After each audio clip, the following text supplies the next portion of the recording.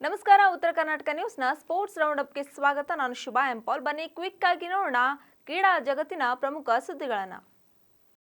ಭಾರತ ಮತ್ತು ಆಸ್ಟ್ರೇಲಿಯಾ ನಡುವೆ ನಡೆಯುತ್ತಿರುವ ಅಡಿಲೇಡ್ ಟೆಸ್ಟ್ ಪಂದ್ಯದಲ್ಲಿ ಮೊದಲ ಬ್ಯಾಟಿಂಗ್ ಮಾಡಿದ ಟೀಂ ಇಂಡಿಯಾ 180 ರನ್ಗಳಿಗೆ ತನ್ನ ಮೊದಲ ಇನ್ನಿಂಗ್ಸ್ ಮುಗಿಸಿದೆ.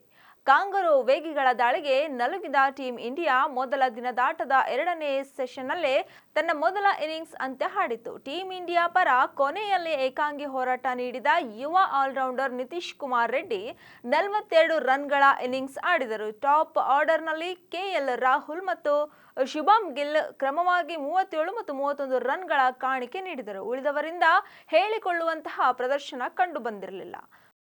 ಅಡಿಲೇಡ್ನಲ್ಲಿ ಭಾರತ ತಂಡದ ನಾಯಕ ರೋಹಿತ್ ಶರ್ಮಾ ಟಾಸ್ ಗೆದ್ದು ಮೊದಲ ಬ್ಯಾಟಿಂಗ್ ಮಾಡಲು ನಿರ್ಧರಿಸಿದರು.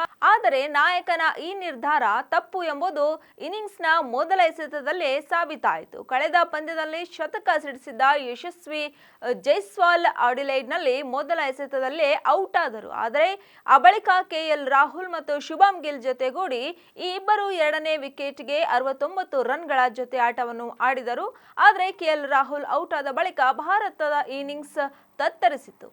ಪರ್ತ್ ಟೆಸ್ಟ್ನಲ್ಲಿ ಭರ್ಜರಿ ಶತಕ ಬಾರಿಸುವ ಮೂಲಕ ಟೀಂ ಇಂಡಿಯಾಕ್ಕೆ ಭರ್ಜರಿ ಜಯ ತಂದುಕೊಟ್ಟಿದ್ದ ಯಶಸ್ವಿ ಜೈಸ್ವಾಲ್ ಅಡಿಲೇಡ್ನಲ್ಲಿ ನಡೆಯುತ್ತಿರುವ ಡೇ ನೈಟ್ ಟೆಸ್ಟ್ನ ಮೊದಲ ಇನ್ನಿಂಗ್ಸ್ನಲ್ಲೇ ಮೊದಲ ಎಸೆತದಲ್ಲಿಯೇ ಗೋಲ್ಡನ್ ಡಕ್ ಆದರು.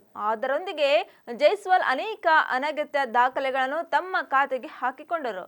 ಅಡಿಲೇಡ್ನಲ್ಲಿ ನಡೆದ ಡೇ ನೈಟ್ ಟೆಸ್ಟ್ನ ಮೊದಲ ಎಸೆತದಲ್ಲಿ ಔಟ್ ಆದ ಯಶಸ್ವಿ ಜೈಸ್ವಾಲ್ ತಮ್ಮ ಟೆಸ್ಟ್ ವೃತ್ತಿ ಜೀವನದಲ್ಲೇ ಮೊದಲ ಬಾರಿಗೆ ಗೋಲ್ಡನ್ ಡಕ್ಗೆ ವಿಕೆಟ್ ಒಪ್ಪಿಸಿದರು. ಯಶಸ್ವಿ ಒಟ್ಟು 3 ಬಾರಿ ಶೂನ್ಯಕ್ಕೆ ಔಟ್ ಆಗಿದ್ದಾದರೂ ಗೋಲ್ಡನ್ ಡಕ್ ಆಗಿರುವುದು ಇದೇ ಮೊದಲು. ಅಡಿಲೇಡ್ನಲ್ಲಿ ನಡೆದ ಡೇ ನೈಟ್ ಟೆಸ್ಟ್ನಲ್ಲಿ ಮೊದಲ ಎಸೆತದಲ್ಲೇ ಔಟ್ ಆದ ಯಶಸ್ವಿ ಜೈಸ್ವಾಲ್ ತಮ್ಮ ಟೆಸ್ಟ್ ವೃತ್ತಿ ಜೀವನದಲ್ಲಿ ಮೊದಲ ಬಾರಿಗೆ ಗೋಲ್ಡನ್ ಡಕ್ಗೆ ವಿಕೆಟ್ ಒಪ್ಪಿಸಿದರು. ಯಶಸ್ವಿ ಒಟ್ಟು 3 ಬಾರಿ ಶೂನ್ಯಕ್ಕೆ ಔಟ್ ಆಗಿದ್ದಾದರೂ ಗೋಲ್ಡನ್ ಡಕ್ ಆಗಿರುವುದು ಇದೇ ಮೊದಲು. ಇಲ್ಲಿಯವರೆಗೆ ಚೇತೇಶ್ವರ ಪೂಜಾರ್, ಪೃಥ್ವಿ ಶಾ, ಅಜಿಂಕ್ಯ ರಹಾನೆ, ಮೊಹಮ್ಮದ್ ಶಮಿ, ಇಶಾಂತ್ ಶರ್ಮಾ, ಅಶ್ವಿನ್, ಉಮೇಶ್ ಯಾದವ್ ಸೇರಿದಂತೆ 8 ಭಾರತೀಯ ಆಟಗಾರರು ಪಿಂಕ್ ಬಾಲ್ ಟೆಸ್ಟ್ನಲ್ಲಿ ಶೂನ್ಯಕ್ಕೆ ಔಟ್ ಆಗಿದ್ದಾರೆ. ಇದೀಗ ಈ ಪಟ್ಟಿಗೆ ಯಶಸ್ವಿ ಜೈಸ್ವಾಲ್ ಕೂಡ ಸೇರಿಕೊಂಡಿದ್ದಾರೆ. ಬಹುವರ್ಷಗಳ ಬಳಿಕ ಸಿಕ್ಕ ಐಸಿಸಿ ಇವೆಂಟ್ ಅನ್ನು ನಾವು ಬಿಟ್ಟುಕೊಡಲು ತಯಾರಿಲ್ಲ ಎಂದು ಪಾಕಿಸ್ತಾನ ಕ್ರಿಕೆಟ್ ಬೋರ್ಡ್ ಹೇಳುತ್ತಿದ್ದರೆ, ಇತ್ತ ಬಿಸಿಸಿಐ ಪಾಕ್ಗೆ ಪ್ರವಾಸ ಬೆಳೆಸುವ ಪ್ರಶ್ನೆ ಇಲ್ಲ ಎಂದು ತಿಳಿಸಿದೆ. ಈ ಉಭಯ ದೇಶಗಳ ನಡುವಿನ ಜಿದ್ದಾಜಿದ್ದಿಯಿಂದ ಐಸಿಸಿ 100 ದಿನಗಳ ಮೊದಲು ಟೂರ್ನಿಯ ವೇಳಾಪಟ್ಟಿಯನ್ನು ಬಿಡುಗಡೆ ಮಾಡಲು ಆಗುತ್ತಿಲ್ಲ. ಹೀಗಾಗಿ ಐಸಿಸಿ ಬಗ್ಗೆ ಒಂದು ನಿರ್ಧಾರಕ್ಕೆ ಬರುವ ಲಕ್ಷಣಗಳು ಕಾಣುತ್ತಿವೆ. ಐಸಿಸಿ ಹಾಗೂ ಪಿಸಿಬಿ ಅಧಿಕಾರಿಗಳ ನಡುವೆ ನಡೆದ ಮಾತುಕತೆ ನಡೆದಿದ್ದು, ಈ ವೇಳೆ ಪರಿಹಾರ ಕಂಡುಕೊಳ್ಳಲಾಗಿದೆ ಎಂಬ ಮಾತುಗಳು ಕೇಳಿಬಂದಿವೆ. ಆದರೆ ಈ ಬಗ್ಗೆ ಯಾವುದೇ ಅಧಿಕೃತ ಮಾಹಿತಿ ಹೊರಬಂದಿಲ್ಲ.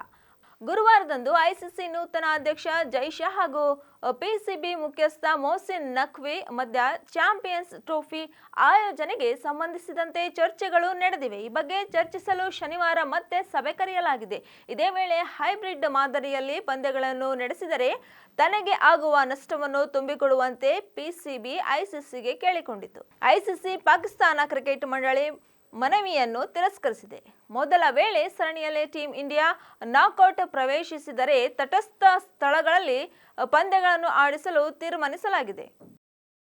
ಪಾಕಿಸ್ತಾನ ಟಿ20 ಕ್ರಿಕೆಟ್ನಲ್ಲಿ ಜಿಂಬಾಬ್ವೆ ವಿರುದ್ಧ ಸೋಲು ಕಂಡಿದೆ. 3 ಪಂದ್ಯಗಳ ಸರಣಿಯ ಕೊನೆಯ ಪಂದ್ಯದಲ್ಲಿ ಆತಿಥೇಯ ಜಿಂಬಾಬ್ವೆ 2 ವಿಕೆಟ್ಗಳಿಂದ ಮಾಜಿ ಚಾಂಪಿಯನ್ ಪಾಕ್ ತಂಡವನ್ನು ಮಣಿಸಿತು. ಈ ಮೂಲಕ 3 ಪಂದ್ಯಗಳ ಸರಣಿಯ ಕೊನೆಯ ಪಂದ್ಯದಲ್ಲಿ ಜಯ ಸಾಧಿಸಿತು. ಪಾಕ್ ಮೊದಲಿನ 2 ಪಂದ್ಯಗಳನ್ನು ಗೆದ್ದಿದ್ದರಿಂದ ಸರಣಿಯನ್ನು ವಶಕ್ಕೆ ಪಡೆಯಲಾಯಿತು. ಜಿಂಬಾಬ್ವೆ ಕೊನೆಯ ಪಂದ್ಯ ಗೆದ್ದು ತವರಿನಲ್ಲಿ ಮಾನವನ್ನು ಉಳಿಸಿಕೊಂಡಿತು. 3ನೇ ಪಂದ್ಯದಲ್ಲಿ ಮೊದಲ ಬ್ಯಾಟ್ ಮಾಡಿದ ಪಾಕ್ 20 ಓವರ್ಗಳಲ್ಲಿ 7 ವಿಕೆಟ್ಗೆ 132 ಸೇರಿತು. ಗುರುವಾರ ನಡೆದ 11ನೇ ಆವೃತ್ತಿಯ ಪ್ರೊ ಕಬಡ್ಡಿ ಟೂರ್ನಿಯ 2 ಪಂದ್ಯಗಳು ಟೈನಲ್ಲಿ ಅಂತ್ಯವಾಗಿದೆ. ಮೊದಲ ಪಂದ್ಯದಲ್ಲಿ ದಬಾಂಗ್ ದೆಹಲಿ ಕೆಸಿ ಯುಪಿ ಯೋಧಾಸ್ ತಂಡದ ವಿರುದ್ಧ, 2ನೇ ಪಂದ್ಯದಲ್ಲಿ Jaipur pink panthers U Mumbai ವಿರುದ್ಧ ಟೈ ಸಾಧಿಸಿತು. ಗುರುವಾರದ ಪಂದ್ಯದಲ್ಲಿ ಅಂಕ ಸಾಧಿಸಿದ ಬಳಿಕ ಯು ಮುಂಬಾ ಅಂಕಪಟ್ಟಿಯಲ್ಲಿ 7ನೇ ಸ್ಥಾನ, ಯುಪಿ ಯೋಧಾಸ್ 4ನೇ ಸ್ಥಾನ, ದಬಾಂಗ್ ದೆಹಲಿ 5ನೇ ಸ್ಥಾನ, ಜೈಪುರ್ ತಂಡ 6ನೇ ಸ್ಥಾನ ಪಡೆದಿವೆ. ಮೊದಲ ಪಂದ್ಯದಲ್ಲಿ ದಬಾಂಗ್ ದೆಹಲಿ ಕೆಸಿ 32 ಅಂಕಗಳಿಂದ ಯುಪಿ ಯೋಧಾಸ್ ವಿರುದ್ಧ ಅಂಕಗಳನ್ನು ಹಂಚಿಕೊಂಡಿತು.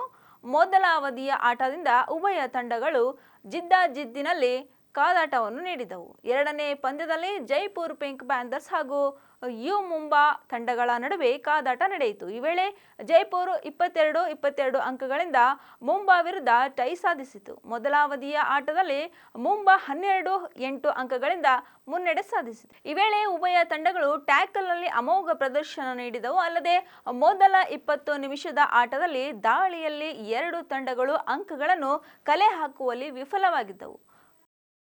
ಟೀಂ ಇಂಡಿಯಾದ star batsman Virat Kohli cricket ಜಗತ್ತಿನಲ್ಲಿ ದಾಖಲೆಗಳಿಗಾಗಿ ಎಷ್ಟು ಹೆಸರುವಾಸಿಯಾಗಿದ್ದಾರೋ ಅವರ ಫಿಟ್ನೆಸ್ನಿಂದಲೂ ಸಾಕಷ್ಟು ಪ್ರಶಂಸೆ ಪಡೆದುಕೊಳ್ಳುತ್ತಾರೆ. ಫಿಟ್ನೆಸ್ ವಿಷಯದಲ್ಲಿ ತುಂಬಾ ಶಿಸ್ತು ಹೊಂದಿರುವ ಕೊಹ್ಲಿ ಯುವ ಕ್ರಿಕೆಟಿಗರು ಅದೇ ಅಭ್ಯಾಸವನ್ನು ರೂಢಿಸಿಕೊಳ್ಳುವಂತೆ ಮಾಡಿದ್ದಾರೆ. ಇತ್ತೀಚೆಗಷ್ಟೇ ಅವರ ಪತ್ನಿ ಬಾಲಿವುಡ್ ನಟಿ ಅನುಷ್ಕಾ ಶರ್ಮಾ ಅವರು ಕೊಹ್ಲಿ ಡಯಟ್ ಬಗ್ಗೆ ಕುತೂಹಲಕಾರಿ ಸಂಗತಿಗಳನ್ನು ಹಂಚಿಕೊಂಡಿದ್ದಾರೆ. ಇತ್ತೀಚೆಗೆ ಕಾರ್ಯಕ್ರಮವೊಂದರಲ್ಲಿ ಮಾತನಾಡುತ್ತಾ run machine Kohli diet secret ಬಿಚ್ಚಿಟ್ಟಿದ್ದಾರೆ. ಫಿಟ್ನೆಸ್ ಮತ್ತು ಡಯಟ್ ವಿಚಾರದಲ್ಲಿ ವಿರಾಟ್ ಕೊಹ್ಲಿ ತುಂಬಾ ಶಿಸ್ತು ಪಾಲಿಸುತ್ತಾರೆ. ಫಿಟ್ ಆಗಿರಲು ಆಹಾರದ ಜೊತೆಗೆ ವ್ಯಾಯಾಮವು ಮುಖ್ಯ ಎಂದು ಅವರು ನಂಬುತ್ತಾರೆ. ವಿರಾಟ್ ಕೊಹ್ಲಿ ಬೆಳಗ್ಗೆ ಎದ್ದ ತಕ್ಷಣ ಕಾರ್ಡಿಯೋ ವ್ಯಾಯಾಮ ಮಾಡುತ್ತಾರೆ. ಯಾವುದೇ ಸಂದರ್ಭದಲ್ಲಿ ಮಿಸ್ ಮಾಡುವುದಿಲ್ಲ. ಅನಂತರ ನನ್ನ ಜೊತೆ ಸ್ವಲ್ಪ ಸಮಯ ಕಳೆದು ಕ್ರಿಕೆಟ್ ಅಭ್ಯಾಸ ಮಾಡುತ್ತಾರೆ. ಕಳೆದ 10 ವರ್ಷಗಳಿಂದ ಕೊಹ್ಲಿ ಬಟರ್ ಚಿಕನ್ ಕೂಡ ತಿಂದಿಲ್ಲ. ಇದೆಲ್ಲ ನಂಬಲು ಅಸಾಧ್ಯವಾದರೂ ಸತ್ಯ. ಕೊಹ್ಲಿ ನಿದ್ರೆಗೆ ಹೆಚ್ಚಿನ ಪ್ರಾಮುಖ್ಯತೆ ನೀಡುತ್ತಾರೆ. ಯಾವುದೇ ರಾಜಿ ಮಾಡಿಕೊಳ್ಳುವುದಿಲ್ಲ ಎಂದು ತಿಳಿಸಿದ್ದಾರೆ. ಬ್ಯಾಡ್ಮಿಂಟನ್ ತಾರೆ ಪಿವಿ ಸಿಂಧು ಮೇ 27ರಂದು ದಾಂಪತ್ಯ ಜೀವನಕ್ಕೆ ಕಾಲಿಡಲಿದ್ದಾರೆ. ಅವರು ಹೈದರಾಬಾದ್ ಪೋಸಿಡೆಕ್ಸ್ ಟೆಕ್ನಾಲಜೀಸ್ ವ್ಯವಸ್ಥಾಪಕ ನಿರ್ದೇಶಕ ವೆಂಕಟ್ ದತ್ತ ಸಾಯಿ ಅವರನ್ನು ವಿವಾಹವಾಗಲಿದ್ದಾರೆ. ಡಿಸೆಂಬರ್ 20ರಿಂದ 24ರವರೆಗೆ ಮದುವೆ ನಡೆಯಲಿದೆ. ಈ ಸಂದರ್ಭದಲ್ಲಿ ಸಿಂಧು ಅವರ ಕುಟುಂಬ, ಅವರ ಬ್ಯಾಡ್ಮಿಂಟನ್ ದಾಖಲೆಗಳು ಮತ್ತು ಆಸ್ತಿಗಳ ಬಗ್ಗೆ ಚರ್ಚೆಗಳು ನಡೆಯುತ್ತಿವೆ. ಪಿವಿ ಸಿಂಧು ಭಾರತದಲ್ಲಿ ಅತಿ ಹೆಚ್ಚು ಸಂಭಾವನೆ ಪಡೆಯುವ ಕ್ರೀಡಾಪಟುಗಳಲ್ಲಿ ಒಬ್ಬರು. ಒಲಿಂಪಿಕ್ ಪದಕಗಳನ್ನು ಗೆದ್ದ ನಂತರ ಅವರು ದೇಶದ ಜನಪ್ರಿಯ ಕ್ರೀಡಾಪಟುವಾದರೂ ಅನೇಕ ಕಂಪನಿಗಳು ಅನುಮೋದನೆಗಳಿಗಾಗಿ ಅವರೊಂದಿಗೆ ಒಪ್ಪಂದಗಳನ್ನು ಮಾಡಿಕೊಂಡಿವೆ. ಅವರು ಕ್ರೀಡೆ, ಬ್ರ್ಯಾಂಡ್ ಅನುಮೋದನೆಗಳು ಮತ್ತು ಹೂಡಿಕೆಗಳ ಮೂಲಕ ಭಾರಿ ಗಳಿಸುತ್ತಿದ್ದಾರೆ. ಒಂದು ವರದಿಯ ಪ್ರಕಾರ ಅವರ ನಿವ್ವಳ ಮೌಲ್ಯ ಸುಮಾರು 59 ಕೋಟಿ ರೂಪಾಯಿ ಎಂದು ತಿಳಿದು ಬಂದಿದೆ. ಪ್ರಸ್ತುತ Sindhu Asian Paints, Bridgestone, Johnson Johnson, L'Oreal, ಲೀಲಿಂಗ್ಸ್ ಮತ್ತು ಬ್ಯಾಂಕ್ ಆಫ್ ಬರೋಡಾದ ಬ್ರ್ಯಾಂಡ್ ಅಂಬಾಸಿಡರ್ ಕೂಡ ಆಗಿದ್ದಾರೆ. ಸಿಂಧು ಸಾಕಷ್ಟು ಐಷಾರಾಮಿ ಕಾರುಗಳನ್ನು ಹೊಂದಿದ್ದಾರೆ.